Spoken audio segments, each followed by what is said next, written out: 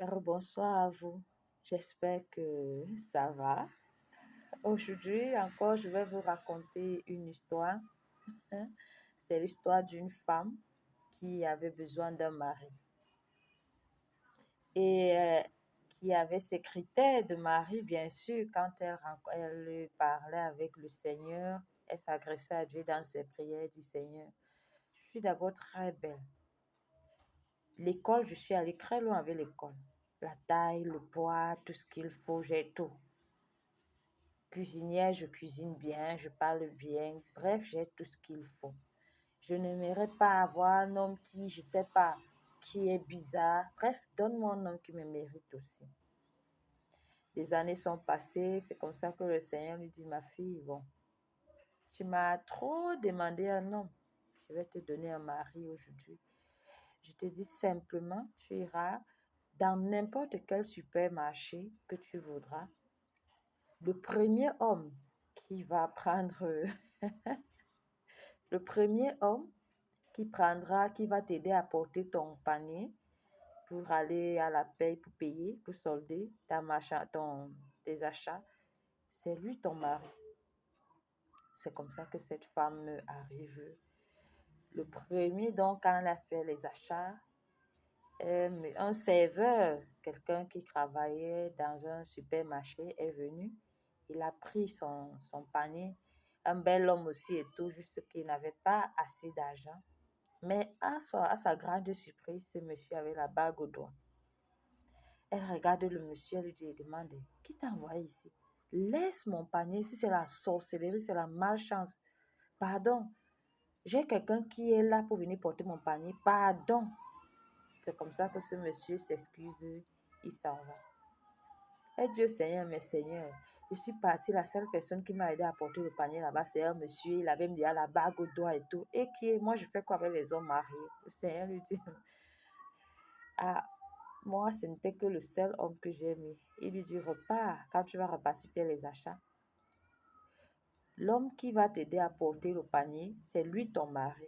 Elle est repartie 2 jours après, c'est le même monsieur qui porte le panier. Elle se met à lui dire, demande, c'est pas la sorcellerie, et tout, elle bavarde, tout. Et puis, elle va dire, Seigneur, tu es méchant, mon Dieu. Seigneur, Jésus, tu es méchant, donc tu as souffert comme ça, là, les gens te prient sans savoir que tu es méchant. Il lui demande, j'ai fait quoi? Tu m'envoies un homme marié. Il lui dit, ah, ce n'était que celui que j'ai trouvé mieux pour toi là-bas. Elle dit, non, vraiment, toi-même, tu te trompes trop. C'est comme ça que des années sont passées, elle ne faisait que demander à Dieu le mari. Et elle-même, elle rencontrait des hommes bien riches et tout, qui la tabassaient et puis la relation finissait. Des personnes qui étaient mal élevées, bref, elle s'arrêtait toujours. Quelques années plus tard, elle rencontre ce monsieur avec une femme qui a un thème et elle voit comment le monsieur tient sa main. Elle va vers lui. Elle part lui dit bonjour, tu te souviens de moi? Il dit non. Elle lui dit, mais c'est moi que 2 fois de suite, quand je venais ici faire les achats, vous m'aidez à porter le panier pour aller à la caisse. Donc, voilà ta femme, avec une grossesse même encore et tout. Et les hommes, vous êtes méchants, infidèles comme tout et tout.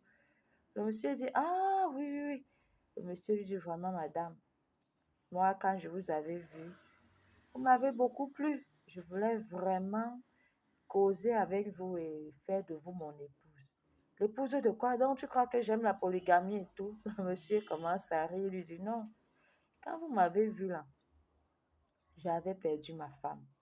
Et j'ai dit que j'allais enlever la bague là quand j'allais rencontrer une autre femme que mon cœur aussi allait battre pour elle. Ça faisait déjà plus de 4 ans. Et puis, après plus de temps, je vous cherchais toujours tout le temps. Je ne vous avais pas vu et vous ne m'avez jamais laissé l'opportunité de parler, de me présenter ou alors qu'on essaye un peu de parler. Elle dit, tu es méchant, tu es très méchant même. Comment tu peux faire que toi-même, tu me vois, je t'ai dit que tu es marié, au lieu d'insister, tu m'attrapes, même si je bagarre avec toi et tes gifles, tu me dis, non, je ne suis pas mariée, je ne suis pas mariée. Il lui dit, mais j'ai même essayé de faire, même, j'ai insisté, vous m'avez souillé plusieurs fois. devant les gens. Elle lui dit vraiment, ouais, ouais, ah, comme Dieu m'avait dit que c'était toi mon mari, celle-là va mourir vite, peut-être avec l'accouchement, si là, et ça sera toi mon mari parce que Dieu ne se trompe jamais. Il lui dit, non, nous ne sommes pas seulement à un enfant, nous sommes déjà à 3 enfants. Elle vit et je suis très heureux.